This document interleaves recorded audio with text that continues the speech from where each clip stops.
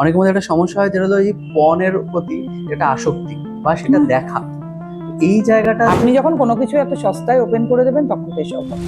তবে পর্নের ক্ষেত্রে জানবেন নারী পুরুষ সবার সমান আসক্তি আছে, এবং বাচ্চাদেরও তো আছে। Donor is something different. Right donor যিনি একদম একা থাকতে চান, রাইট আর লোনলিনেস কিন্তু একাকিত্ব, যেটা আপনার হলো।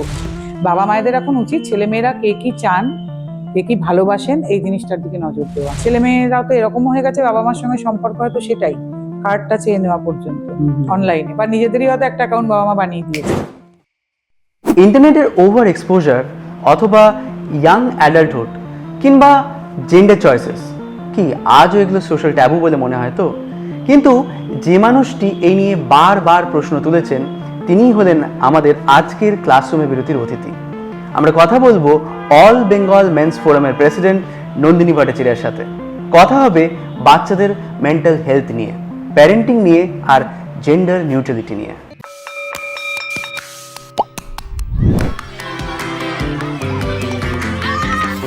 ম্যাম, আজকের দিনে বাবা মার যে রোল সেটা কি আলাদাভাবে ডিফাইন করা উচিত, নাকি এই এক্সপেকটেশনের কোয়েশ্চেনটাই বেশ হার্মফুল, যেটা নিয়ে কেউ কথা বলে না? না, অবশ্যই ডিফাইন করা উচিত, কারণ আজকের যে পেরেন্টিং, খুবই খারাপ লাগবে শুনতে, কিন্তু আজকের পেরেন্টিংটা একদম ঠিক নয়। সেটা যদি হয় যে ক্লাস 6-এর, মানে যত দিন যাচ্ছে পেরেন্টিংটা কিন্তু আরো খারাপ হয়ে যাচ্ছে। যারা ওপাশে আছেন, আমার কথাটা ভালো লাগবে না, কিন্তু আমরা তো প্রত্যেক দিন বসে থাকি, এবং আমাদের কাছে অবশ্যই আমি ছেলেদের দিকটা দেখি, যারা মেয়েদের নিয়ে কাজ করেন, মেয়েদের কথা বলতে পারবেন। কিন্তু আমি যে সমস্ত পুরুষ মানুষকে দেখি অফিসে বসে, তারা তো আমার কাছে বিভিন্ন রকম ডিসপিউটে আসেন, ম্যাট্রিমোনিয়াল হতে পারে, বা ম্যাট্রিমোনিয়াল ছাড়াও বিভিন্ন মেয়েদের সঙ্গে জড়িয়ে পড়েছেন। কাজে সেখানে কিছু মেয়ের ভূমিকাও আছে, তাদের বাবা মারা আবার তাদের কথা বলবেন। কিন্তু যে সমস্ত ছেলেদের আমরা দেখি, তাতে মনে হয় পেরেন্টিং এর একটা গন্ডগোল আছে। মানে পেরেন্টিং এর গন্ডগোল কিরকম, আজকের যেটা আমাদের সময়ও হয়নি, যে আজকের বাবা মায়েরা না, মানে ছেলেদের ক্ষেত্রটা আমি বিশেষ করে বলবো, এত বেশি প্রোটেকশনে ছেলেদের মানুষ করছেন, তার ফলে ছেলেদের মধ্যে না যে কোনো মানে ঝামেলা বুঝে নেবার ব্যাপারটা, যে কোনো বিপদে দেখে নেব কি হবে, এই ব্যাপারগুলো তো একদম তৈরি হচ্ছে না। তার প্রথম এবং প্রধান একটা কারণ কিন্তু সবারই আজকে একটি করে ছেলে বা একটি করে মেয়ে, বা ম্যাক্স টু ম্যাক্স দুটো করে বাচ্চা। তার ফলে কি তারা না সবকিছু এত জুগিয়ে দিচ্ছেন, মানে একজনের উপরে হয়তো ফোকাস না ফোকাস শুধু না। আর আজকে কি হচ্ছে, যাদেরই এরকম, সবারই বাবা মা হয়তো ওয়েল টু ডু, হয়তো বাবা মা দুজনেই চাকরি করেন, ভালো টাকা পয়সা আছে, এবং বাবা মা দুজনে মিলেই হয়তো বাড়ি গাড়ি সব করে নিয়েছেন। তার ফলে সেই ছেলে মেয়েরা তো এটা শিখছে না যে আমাদের কিছু করে নিতে হবে, মানে সব পাওয়া হয়ে যাচ্ছে, সব জানেন তারা পেয়ে গেছি, রাইট। মানে কিছু আর তাদের বানাবার নেই, তারা জানেন আমরা কিছু না করলেও আমাদের সব আছে। আর তার ফলে বাবা মাও তাদের এটা দিচ্ছেন যে বাবু তোকে কিছু করতে হবে না। মায়েরাও হয়তো মেয়েদেরকে বলেন মামুনি তোরই তো সব। তার ফলে এই যে ভেতর থেকে যে আমাদের মধ্যে যেটা ছিল না, যে আমরা না সব পাইনি, হয়তো বাবা মা দুজনেই চাকরি করতেন কিন্তু আমাদের সবকিছু দেওয়া হয়, কিছু না পাওয়া থাকলে হয়তো পরে একটা কাজ হ্যাঁ আমাদের মধ্যে না এই ব্যাপারটা ছিল যে রোজগার করে নিতে হবে, আমাদের নিজের পায়ে দাঁড়াতে হবে, দাঁড়িয়ে আমরা এটা করবো। যেমন একটা সময় এটাও ভাবতাম যে চকলেট তো খেতে পেতাম না, এত দেওয়া হতো না বাড়ি থেকে, ভাবতাম যে প্রথম চাকরি পেয়ে খুব চকলেট খাবো, কিন্তু যখন চাকরিটা পেলাম তখন যে চকলেট খাওয়ার স্পৃহাটা আর বেঁচে নেই, বড় হয়ে গেছি অনেকটা, তখন অত চকলেট খেতে সেই কানেক্টটা আর ফিল হচ্ছে না। আমরা জানতাম বাইরে খেতে যাওয়া মানে হচ্ছে পুজোর শপিং করতে যেতাম বাবা মার সঙ্গে, ওই একদিনটা আমরা বাইরে খাবো জানতাম। আর হয়তো অকেশনালি কখনো সখনো কারুর একটা হয়তো পিসিদের বিয়ে হয়েছে, পিসিরা এসছেন, হয়তো অষ্টমঙ্গলায় বা কখনো সবাই মিলে বাইরে খেতে যাওয়া হলো, বা সিনেমা দেখতে যাওয়াও সবাই মিলে খুব রেয়ার। এটা আপনি খারাপ বলবেন না ভালো বলবেন আমি জানি না, অকেশনাল। আর আজকে তো সবকিছুই জল ভাত, আজকে চাইলেই আপনি অ্যাপে খাওয়ার অর্ডার করছেন। ছেলেমেয়েরাও তো এরকম হয়ে গেছে, বাবা মার সঙ্গে সম্পর্ক হয়তো সেটাই কার্ডটা চেয়ে নেওয়া পর্যন্ত অনলাইনে, বা নিজেদেরই হয়তো একটা অ্যাকাউন্ট বাবা মা বানিয়ে দিয়েছে, সেটাতে রয়েছে, সেটাই ইউজ করছে। হ্যাঁ, তার ফলে কি যে বাইরে খেতে যাওয়া, তার কিন্তু যে উত্তেজনা আনন্দ সেও তো সব চলে গেছে। কাজে আজকের বাচ্চারা দেখবেন কিছুতে অবাক হয় না, ওদের যে কিছু, যেমন পথের পাঁচালীতে হয়েছিল না যে অপু আর দুর্গা একটা ট্রেন চলে যাওয়া নিয়েও যে অবাক হচ্ছিলেন, জীবনে না এটার ভীষণ দরকার, জানেন তো, যে আপনি সারপ্রাইজড হবেন, আপনি না দেখার আনন্দ পাবেন, আপনি অবাক হবেন। আজকের প্রজন্মের না সেটা কিন্তু নেই, কারণ ওরা এত অল্প বয়সেই হয়তো, এই যে নতুন কালকে দেখলাম আইফোন বেরিয়েছে 2,00,000 টাকা, দেখবেন কদিন বাদে কিছু বাচ্চাদের হয়তো সেটা চলে এসেছে।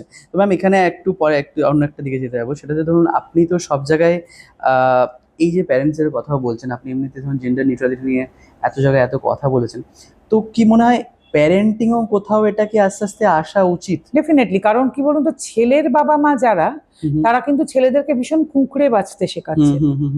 তারা তাদেরকে একটা মনে ধারণায় ঢুকিয়ে দিচ্ছেন মেয়ে মানে একটা অদ্ভুত জীব, তোমায় কিন্তু মেয়েদেরকে খুব সম্মান করতে হবে, মেয়েরা সবসময় একটা অন্যরকম অন্য গ্রহের ব্যাপার, মানে অলওয়েজ রেসপেক্ট ওম্যান। নিশ্চয়ই কিন্তু আমার কথা শেখানো উচিত যে রেসপেক্টের যোগ্য তাকেই রেসপেক্ট করো।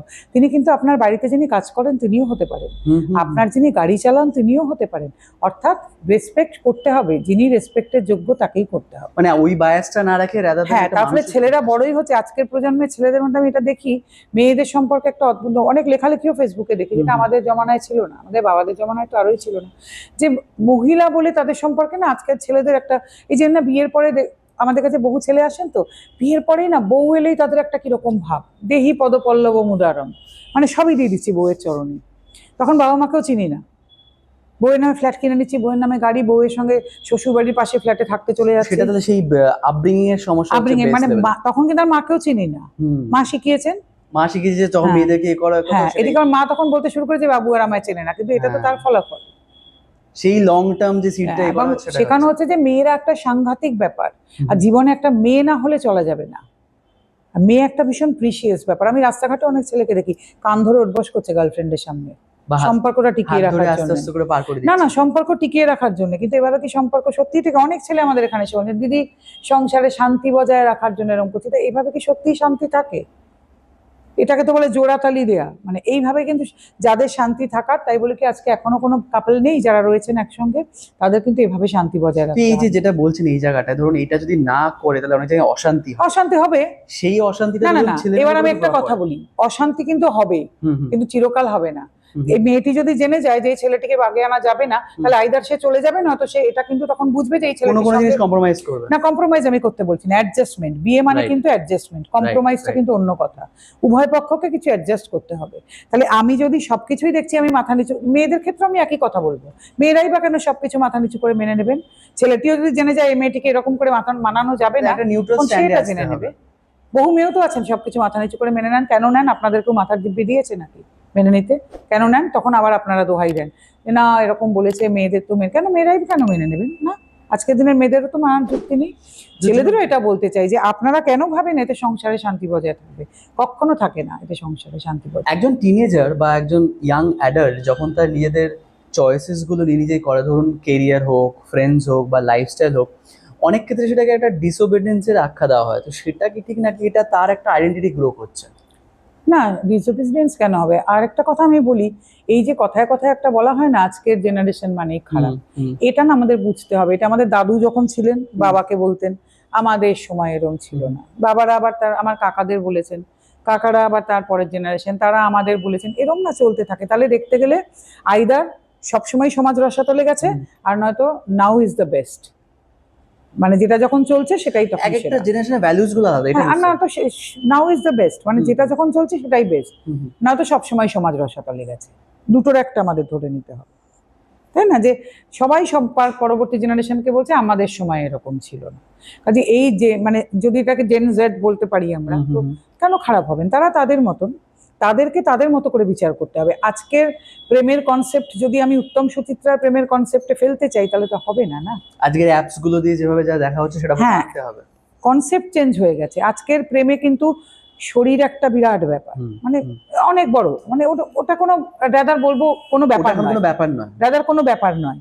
আর আমাদের সময় অবধিও কিন্তু প্রেমে ফিজিক্যাল রিলেশন একটা বিরাট ব্যাপার ছিল, একটা বড় কনসেন্টের পরে হয়তো ব্যাপার। কনসেন্ট শুধু না, একটু হাত ছোঁয়া, একটা চুমু খাওয়া, সে একটা সাংঘাতিক ব্যাপার, রাতের ঘুম উড়ে যাওয়ার মতন।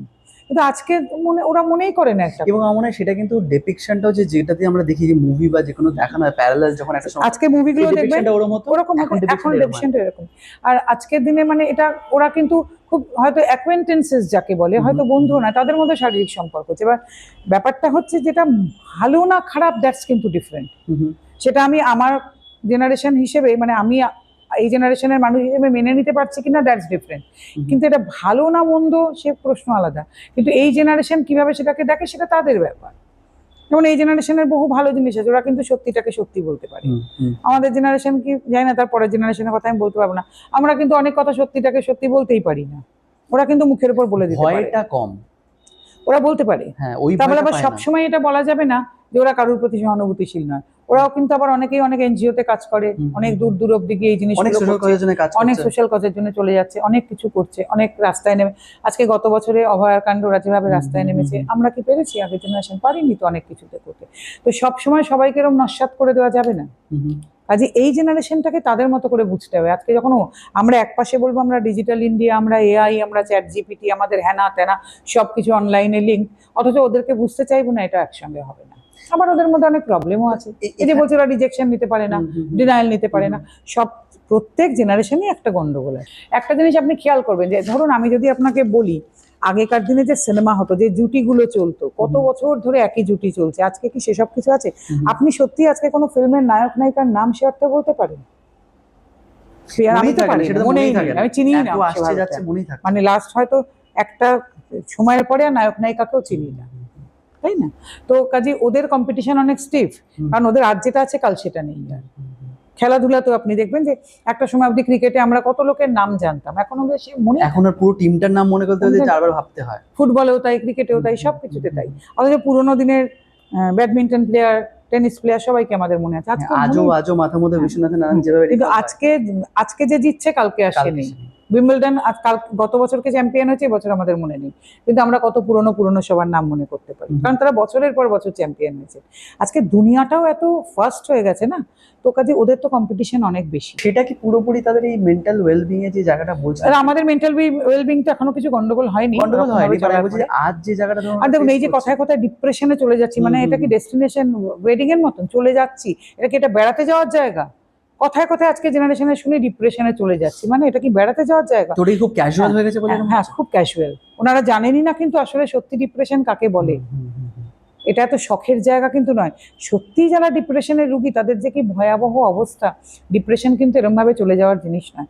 ওনাদের তো একটা মোবাইল না পেলেই ডিপ্রেশন হয় কিনা, একদিন পছন্দের রেস্টুরেন্টে খেতে না বা গেলেও একটা বন্ধু ডিপ্রেশন বা হয়, বান্ধবী টেক্সট করলো না, সেটা তো ডিপ্রেশন তাতে ডিপ্রেশন হয়। বা একটা পছন্দ মতো গাড়ি কিনতে না পেলেও ডিপ্রেশন হয়, তাই না? গাড়ি ওরা বুঝতে পারবেন না সত্যিকারের ডিপ্রেশন যাদের জীবনে আছে তার কি ভয়াবহ তাদের।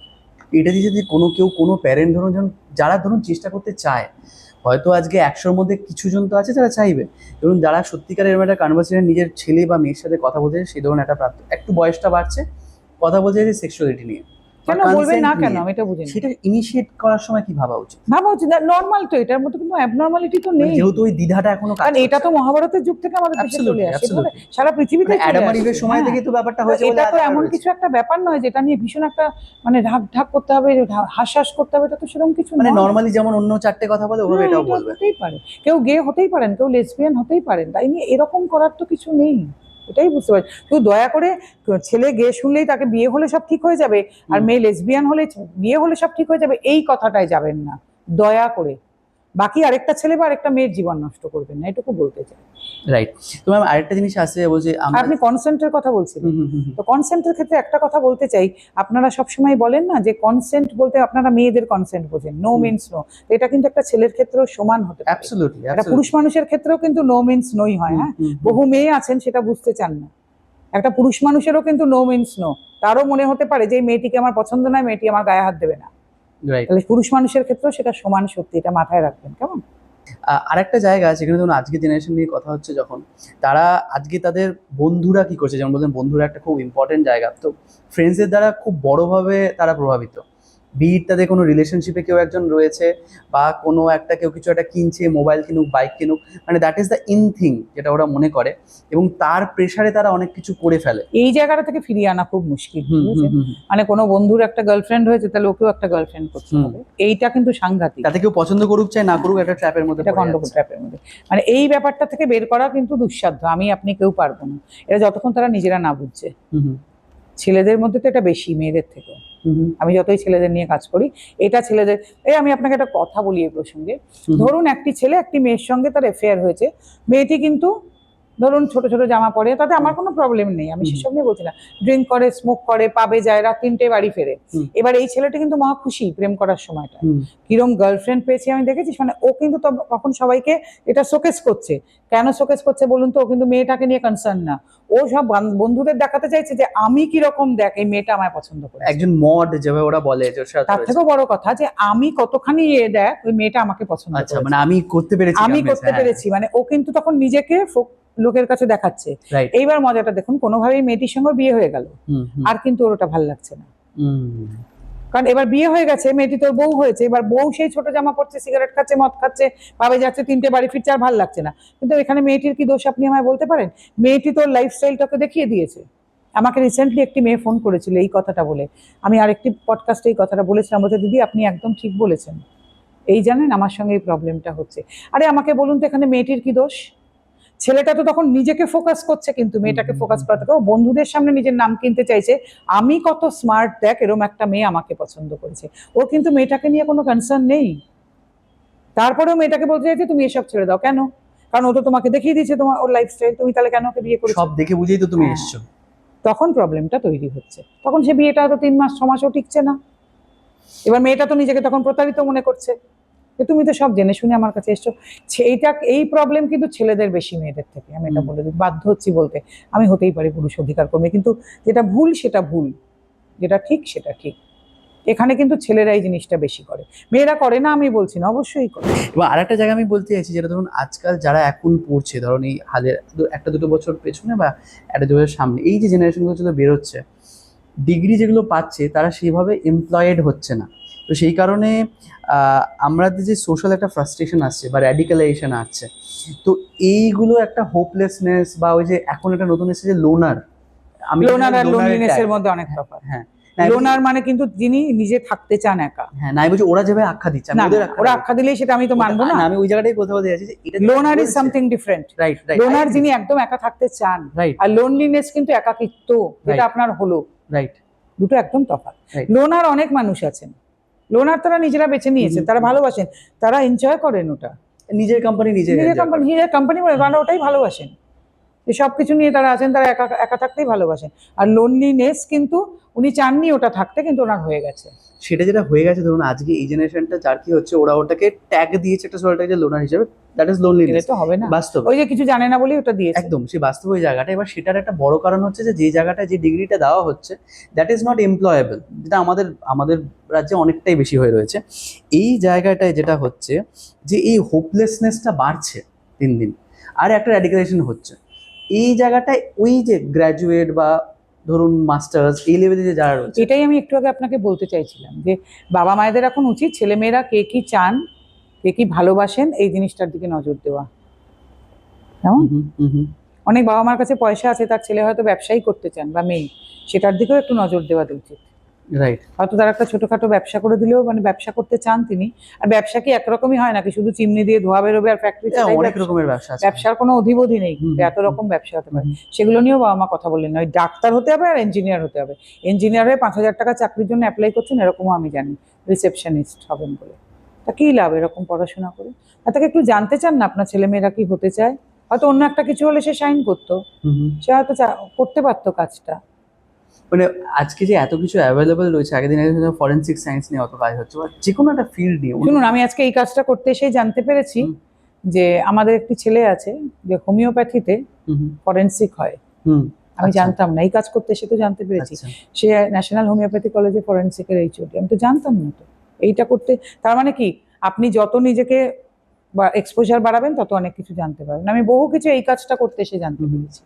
হোমিওপ্যাথিকেও যে আমরা এরকম সবসময় তো একটা দুচ্ছাই করেছি, সেই কলেজে গিয়ে দেখতে পেয়েছি কত ব্রাইট ছেলে মেয়ে হোমিওপ্যাথির মানে অধ্যাপনা করছেন, কত ব্রাইট ছেলে মেয়ে পড়তে আসছে, এবং সেটা নিয়েও কত চিন্তা ভাবনা করার আছে। রাইট। তো এই জায়গাটা একটা মনে হয় এক্সপোজারের ব্যাপারটা বিরাট একটা, বারবার ঘুরে ঘুরে আসছি। আরেকটা এই এক্সপোজার থেকে যে পরে, বরং আমাদের সময় তো এত রকম পড়াশোনার স্কোপ ছিল না, এখন তো কত কিছু আছে। ফিল্ডস খুলে আপনার গেছে। কে বলতে পারে আপনার ছেলে মেয়ে হয়তো সিনেমাটোগ্রাফি নিয়ে পড়তে চায়, ক্যামেরা নিয়ে কাজ করতে চায়, বা হয়তো সাউন্ড নিয়ে করতে চায়, কিছু সাউন্ড নিয়ে কাজ করতে চায়। আপনারা কোনো জানতে চেয়েছেন ছেলে মেয়েদের কাছে? আপনারা ওই এক ডাক্তারি আর ইঞ্জিনিয়ারিং এর মধ্যে ঘুরে বেড়াচ্ছেন। রাইট। এক মানে চার্টার্ড অ্যাকাউন্টেন্সিরই কত রকম ভাগ হয়ে গেছে, কোনো তো আপনারা জানতে চান না। এতটা যে ব্যাপ্তিটা বেড়ে গেছে, সেই জায়গাটা আই থিঙ্ক সবাই কথা বলে না বা জানতে চায় না। এখানে এই যে কথা হচ্ছিল মেকআপ আর্টিস্ট, যে প্রস্থেটিক মেকআপ, কত বড় একটা সায়েন্টিফিক জিনিস। ইনফ্যাক্ট মেকআপ ব্যাপারটাই তো একটা বিরাট সায়েন্টিফিক। শার্লক হোমসের সময় থেকে শুনে আছে, এটা মেকআপে একটা মানুষকে এমন বদলে দেওয়া যায় কেউ চিনতেই পারবে না, সেটা তো বিরাট সায়েন্স। আজকে তো অস্কারের মধ্যেও মেকআপের জন্য পুরস্কার। আপনি কি করে জানলেন আপনার ছেলে ভাবে মেকআপ আর্টিস্ট হতে চান না? তাকে আপনি পড়াশোনা করিয়ে বিদেশ থেকেও তো করিয়ে আনতে পারতেন। একটা প্রস্থেটিক মেকআপ কি একটা মুখের কথা? আপনি জানতে চেয়েছেন কোনোদিন হতে চায় কিনা আপনার ছেলে মেয়ে? তো এখানে কি কোথায় ওদের মানে আমি ফর ল্যাক অফ বেটার ওটা একটা অজ্ঞ হয়ে থাকাটা কি বাই চয়েস? না না না, সেটা মানে ওনারা ভেবে নিয়েছেন অর্থকরী দিকটা শুধু। তা কে বললো আপনাকে মেকআপ আর্টিস্ট হলে অর্থকরী দিক নেই, ডান্সার হলে নেই, পেন্টার হলে নেই? আপনারা এখনো ধরে রেখেছেন পেন্টার মানে তার পয়সা হবে না। পেন্টার কিন্তু শুধু একরকম ছবি আঁকে না, বহু কর্পোরেটেও বহু বড় বড় পেন্টারের ছবি বিক্রি হয়। ইভেন এই যে নানা রকম দেওয়ালে আর্ট হয়, যে নানা রকম ছবি আঁকে, আমি তো অত ভালো জানিও না, গ্রাফিটি করে যারা তাদের যে না, কাজ কত রকম আছে। আমাদের মাথায় বোধহয় সামনে একটা কিছু স্টিরিওটাইপ ছবি চলে এসেছে, পেন্টার মানে সে একটা ঝোলা নিয়ে ঘুরছে, একটা পাঞ্জাবি কন্টেন্ট রাইটার, কত রকম। কন্টেন্ট রাইটার যারা অ্যাডের জন্য লাইন লেখেন, তাদের কি কম রোজগার নাকি? আপনারা কখনো ভাবলেনই তো না। রাইট। তো এখানে একটা জিনিস যেটা পরের একটা পার্টে আসতে চাইবো, যে ধরুন এই ইন্টারনেট অ্যাক্সেসটা যেটা রয়েছে, যে ইনফরমেশনটা যেটা পাচ্ছে, হয়তো সবাই সেভাবে এক্সপ্লোর করছে না, বা আর একটা যারা এক্সপ্লোর করছে সেটা হয়তো অনেক সময় একটু খারাপ দিকটায় চলে যাচ্ছে। এটা হবে, ইউজ থাকলে মিস ইউজ তো হবেই। তো সেটা আমি একটা স্পেসিফিকলি কথা বলতে যাবো, যেহেতু বাচ্চারা শুনছে, অনেকের মধ্যে একটা সমস্যা হয় যেটা হলো এই পর্নের প্রতি একটা আসক্তি বা সেটা দেখা। তো এই জায়গাটা আপনি যখন কোনো কিছু এত সস্তায় ওপেন করে দেবেন তখন তো এসব হবে। সস্তায় নেট মানে ইন্টারনেটের কথা বলছি। হ্যাঁ, হবে। খারাপ জিনিসের দিকে আসক্তি তখন তো হবেই। এটা এটা আপনি আটকাতে পারবেন না। তবে পর্নের ক্ষেত্রে জানবেন নারী পুরুষ সবার সমান আসক্তি আছে, এবং বাচ্চাদেরও তো আছে। তার ফলে কিন্তু অনেক ক্ষতিও হয়ে যাচ্ছে। এই ক্ষতিটা কি পারসেপশন আর ইন্টিমেসিটা বদলে যাচ্ছে? কি বলুন তো, একটা মানুষ জানেন তো ভালোর থেকে খারাপের দিকে অ্যাট্রাক্টেড তাড়াতাড়ি হয়, এটাই স্বাভাবিক। তার ফলে বহু ছেলে মেয়েদের ভবিষ্যৎ জীবনও নষ্ট হয়ে যাচ্ছে। পুরুষ মানুষ এটা দেখে অনেক বেশি পিডোফিলিয়া আক্রান্ত হচ্ছে, মহিলারাও তাই। এগুলো দেখলে আপনার না স্বাভাবিক জীবনের প্রতি রিলেশনশিপ গুলো একটু নড়বড়ে হয়ে যাচ্ছে। নড়বড়ে না, স্বাভাবিক যে জীবনটা, একটা সেক্সুয়াল যে স্বাভাবিক লাইফ, সেটার থেকে আপনার নজরটা সরে যায়। আপনি ভাবতে শুরু করেন ওটাই নর্মাল, কিন্তু ওটা তো অ্যাকচুয়ালি নর্মাল না। ওগুলো যে শুটিং, এটা তো আপনি বুঝতে পারেন না। ওটা হয়তো কখনো মেডিসিন খেয়ে, কখনো অন্যভাবে, নানানভাবে ওগুলোতে শুট হচ্ছে, আপনি বুঝতে পারছেন না ওটা নর্মাল নয়। এবং সেটার মধ্যে আমি এমনই ঢুকে পড়ছি। আর বাচ্চারা তো আরো বোঝার ক্ষমতা নেই। ওরা তো কোনোভাবে ভাবতেই এই যে বাচ্চাদের মধ্যে এত ভায়োলেন্স বাড়ছে, নানান রকম, অনেক বাচ্চাও অনেক কিছু করে ফেলছেন, তার একটা বড় কারণ কিন্তু এগুলো। তো ধরুন আমি একবার জন্য ঢুকে পড়েছি ব্যাপারটার মধ্যে, তারপরে কি হচ্ছে, যখন কেউ জানাজানি হচ্ছে তখন ওই সেম যেটা একটা হচ্ছে, সবাই সেখান থেকে সুইসাইডে চলে যাচ্ছেন, সেখান থেকে ডিপ্রেশনে চলে যাচ্ছেন, মেন্টাল অ্যাংজাইটি, অনেকে হয়তো ওষুধ খেতে হচ্ছে তখন। ধরুন চলে যাচ্ছি, কেউ একজন, ধরুন আমি একজন যে হলো দেখছি, দেখে আমি ব্যাপারটার মধ্যে রয়েছি, আমি একজন সেরকম একটা ক্লাসে 9 বা 10-এ পড়ি, আপনি হয়তো জানতেই পারছেন না তার ওটাই অ্যাডিকশন। আমি ওটাই বলছি। ধরুন আমি আমার একটা স্টুডেন্ট এখন, যে আমি 9-10-এ পড়ছি, সেখানে ঢুকে পড়েছি, ব্যাপারটা আমি দেখছি, ভালো লাগে, অ্যান্ড আমি নিজেকে স্টপ করতে পারছি না, তো আমি উইথড্র করবো নিজে। খুব মুশকিল, মানে তখন তো আপনাকে কাউকে সাহায্য নিতে হবে, কাউকে বলতে হবে যে আমি এটার মধ্যে ঢুকে পড়েছি, অ্যাডিকশন। তখন আপনি সাইকিয়াট্রিস্টের কাছে যেতে পারেন, লাইফ কোচদের কাছে যেতে পারেন, বাবা মাকে বলতে হবে, কি বন্ধু বান্ধব কাউকে বলতে হবে, কোথাও একটা গিয়ে তো আপনাকে সারেন্ডার করতে হবে। সেটাই যদি আপনি না করেন তাহলে তো আপনি ক্রমশ এর মধ্যে ডুবে যাবেন। ওকে, সো এটা থেকে যদি অ্যাজ প্যারেন্টস বা স্টুডেন্টস যারা রয়েছে, তারা যদি কোনো একটা জিনিস নিজেদের মাথায় রাখতে চায়, যে না, যদি আমি যাইও, 1-2 বার যদি কিছু করিও, দেখেও থাকি, মুশকিল কি করে নিজেকে অন্যদিকে দেখুন, পেরেন্টসদের তো প্রথমে জানতে হবে যে আমাদের ছেলে মেয়েরা এগুলো দেখছেন। বা একটা এরকম কি হতে পারে যে প্যারেন্টস হয়তো খোলাখুলি কথা বলতে চাইছে তাদের সাথে, যে তোরা কি ভাবছিস, কি চলছে। আগে তো প্যারেন্টসকে জানতে হবে, এটাই তো বলতে চাইছি। প্যারেন্টসরা কি সত্যিই জানেন তাদের ছেলে মেয়েরা কি করেন? আমি বলছি ওই জায়গাটা যদি ক্রিয়েট করতে চায় কেউ, সেটা তাকে জানতে হবে, তাহলে তো সেই নজরটা রাখতে হবে। সেই ল্যাপটপগুলো হিস্ট্রি সার্চ করতে হবে, আমার ছেলেমেয়েরা কি দেখে, কোথায় যায়, কখন বাড়ি ফেরে। সত্যি আজকে প্যারেন্টসরা এগুলো যে করেন কিছু, তারা নিজেরাও তো অনেক সময় নিজেদের লাইফে মত্ত হয়ে আছে। রাইট। এখানে আরেকটা জিনিস যেটা হলো, ধরুন অনলাইনের ক্ষেত্রে একটা বেড়ে গেছে, সেটা হলো যে এই এত বেটিং ফ্যান্টাসি অ্যাপ, এটা নিয়ে তো করা হলো, এগুলো তো বন্ধ করা হলো, বাট কিছুগুলো ধরুন ক্যাসিনো অ্যাপ বা এগুলো যেগুলো এখনো চলছে, এগুলো খুব মুশকিল। ওটা ওরা একটা ফেম মতন মনে করে নিয়েছে। যেমন আমরা একটা দেখছিলাম যে ওরা একটা লিগের মতন বানিয়ে ফেলেছে, যেখানে কে কি র্যাঙ্ক করছে পাড়ার, এবং এক একজন শ্রেণী ফাইট করছে। বললাম না একটু আগে, যে এই জেনারেশনটা এই পিয়ার প্রেসার, এই সবকিছু, এগুলোর মধ্যে জীবনটাকে মনে করে নিয়েছে এটাই জীবন। এখানে গন্ডগোল হয়ে যাচ্ছে সব। আর এই ইন্টারনেটের অবাধ অ্যাক্সেস, এখন কি বলুন তো, আপনি সেই বয়সটায় তো পৌঁছাননি, ওরা তো পৌঁছায়নি যেখানে গিয়ে বুঝতে পারবে কোনটা ভালো কোনটা খারাপ। ওরা ভাবছে এটা লাইফ। তবে কোথাও কি একটা কোনো মানে as part of the educational curriculum এরকম থাকা উচিত, একটা বয়সের আগে এগুলোতে অ্যাক্সেস করা, এগুলো হয় অ্যাক্সেস, অথবা একটা লেভেল অফ এডুকেশন। যেমন আমরা বারবার কথা বলেছি সেক্স এডুকেশন নিয়ে, কিন্তু কোনদিন সেটা, দেখুন আমাদের দেশে এখনো সেক্স এডুকেশন মানে কি মনে করা হয় বলুন তো, কি করে ইন্টারকোর্স করা হবে। এক্স্যাক্টলি, কি করে আজকে সেক্স এডুকেশন মানে কিন্তু সেটা নয়। Sex education is a totally different thing, right যেটা আমরা বুঝিনি কোনোদিন। রাইট। সেক্স এডুকেশন একদম একটা অন্য শিক্ষা, আর 10টা শিক্ষার মতো এটাও একটা শিক্ষা, আমরা বুঝেছি সেটা। তো ওটাই বলছিলাম, যেভাবে গেল করে পড়লাম সেক্স এডুকেশন, কোনোভাবে পড়ে পার করে দিলাম, ওটা যেমন একটা বন্ধ তালা বন্ধ করে না রেখে না না, দিয়েছি। ওটা একটা সম্পূর্ণ বিজ্ঞান ভিত্তিক জিনিস, সেটা আমরা শেখাতে চেয়েছি কাউকে, হলেও কিন্তু এই পর্ন ওটাই বলতে চাইছি, সব কমে যেত। যে সেই পুরো জিনিসটাই যদি একটা সেভাবে কোনো কাজ তার মধ্যে কিন্তু এগুলোও পড়া উচিত, যে যে তোমরা যে পর্নোগ্রাফি দেখো করো, এগুলো সব শুটিং, এগুলো এরকম করে করা, এগুলো কোনো সত্যতা নেই, বাস্তবের থেকে অনেক দূরে। আমরা কোনো চালু করলাম এদেশে। রাইট ম্যাম, আমরা লাস্ট সেকশনে চলে এসেছি। তো এখানে আমরা কি করব, আমি আপনাকে দুটো করে পয়েন্টস দেবো, আমরা একটা র্যাপিড ফায়ার করব। তো you select whatever you like, ঠিক আছে? তো প্রথম যেটা রয়েছে, স্ট্রিক্ট প্যারেন্টিং আর ফ্রেন্ডলি প্যারেন্টিং? অবশ্যই ফ্রেন্ডলি প্যারেন্টিং। ওকে, মার্কস না স্কিলস? স্কিল। লাভ ম্যারেজ আর অ্যারেঞ্জ ম্যারেজ? এটা নিয়ে বলা খুব মুশকিল। রোজই দেখছি 14 বছরের প্রেম 3 মাসের মধ্যে ডিভোর্স করতে আসছে, আবার অ্যারেঞ্জ ম্যারেজে তো ভাঙছেই। খুব ডিফিকাল্ট এটা বলা। ওকে, কোনটা বেশি ডেঞ্জারাস, ছেলেদের বেশি ফ্রিডম দেওয়া নাকি মেয়েদেরকে রেস্ট্রিকশনে রাখা? এটা কোনোটাই বলে না, মানুষ হিসেবে যেরকম নর্মালি বড় হওয়া সেটাই ইকুয়ালি দেখা। equal। ওকে, সোশ্যাল মিডিয়া নাকি রিয়েল কনভারসেশনস? অবশ্যই রিয়েল কনভারসেশন। ওকে, ডিসিপ্লিন থ্রু ফিয়ার নাকি গাইডেন্স থ্রু ট্রাস্ট, কোনটা হওয়া উচিত মোড? Guidance two trust. ওকে, ট্র্যাডিশন বজায় রাখা উচিত, ওগুলো ধরে রাখা নাকি চেঞ্জ? দেখুন, change is the only constant, কিন্তু ট্রেডিশনও তো বজায় রাখতে হবে অবশ্যই। ওকে, কিভাবে বাচ্চাদের বোঝা রাখবে, মানে সাইলেন্স অ্যাবাউট টাবু টপিকস ওই সম্বন্ধে কথা বলবো না, নাকি অনেস্ট আনকমফোর্টেবল ডিসকাশন করবো? অবশ্যই অনেস্ট আনকমফোর্টেবল Okay. ডিসকাশন। শিক্ষা কিসের জন্য হওয়া উচিত, চাকরি নাকি জীবন? জীবন। ওকে, কোনটা আগে, বাচ্চারা বাবা মাদের বোঝে নাকি বাবা মা বাচ্চাদের বোঝে? বাবা মাকে বাচ্চাকে বুঝতে হবে, আর Right. বাচ্চা তো পরে বুঝবে গিয়ে বাবা মাকে, না? ওকে ওকে, থ্যাংক ইউ সো মাচ আজকে আমাদের সাথে এত ক্যান্ডিডেট। তবে আপনাকে একটা কথা বলি, আপনি সোশ্যাল মিডিয়া নিয়ে বললেন, এটাও জানবেন সোশ্যাল মিডিয়া আমাদের লাইফে না এলে আমরা এটাও বুঝতে পারতাম না মানুষের মনে কত অন্ধকার। এটা কিন্তু সোশ্যাল মিডিয়া একটা উপকার করেছে, সেই দিকটাও খুলে দেখিয়েছি। হ্যাঁ, যে মানুষের মনে কত অন্ধকার, মানে এই যে ফেক নামের আড়ালে আড়ালে মানুষ যে কি কি বলে যাচ্ছে আপনাকে, আর আননেসেসারি যে কোনো ইস্যু নিয়ে মানুষ কত অন্ধকার ছড়াতে পারেন, এটা কিন্তু সোশ্যাল মিডিয়া না এলে বোঝা যেত না। Right, thank you so much ma'am আজকে আমাদের এখানে আসার জন্য। অনেক ক্লোজিং নোট, আপনি যদি স্টুডেন্টদের কোনো মেসেজ দিতে চান প্লিজ। না, অবশ্যই একটাই কথা বলবো, যে জীবন অনেক বড়, আর যে মানে স্টুডেন্টদের যে লাইফটা সেটা কিন্তু কেরিয়ার তৈরি করার জন্যে, ভবিষ্যৎ তৈরি করার জন্যে। এই স্কুলে কলেজে গিয়ে শুধু প্রেম করে নষ্ট করে দেওয়ার জন্য না, আর কে একটা মেয়ের সঙ্গে প্রেম করলাম, কে ছেলের সঙ্গে প্রেম করলাম, সেটা বিফলে গেল, তাই জন্য সুইসাইডের দিকে চলে গেলাম, আমার ডিপ্রেশনে চলে গেলাম, এই জন্য কিন্তু জীবন হতেই পারে না। ওই সময়টা তো জীবন তৈরি করার সময়, আর যা হবে সবই কিন্তু উইন্ডো শপিং। হ্যাঁ, ওই সময়টা জীবন আর কেরিয়ার যদি ঠিকমতো তৈরি হয়, একই মানে টেক্সচারের মধ্যে অনেক কালার আর ডিজাইন মিলবে, এটা যেন মাথায় থাকে। হ্যাঁ, উভয়ের জন্য বললাম, ছেলে মেয়ে, একা আমি ছেলেদের জন্য বলিনি। Thank you ma'am.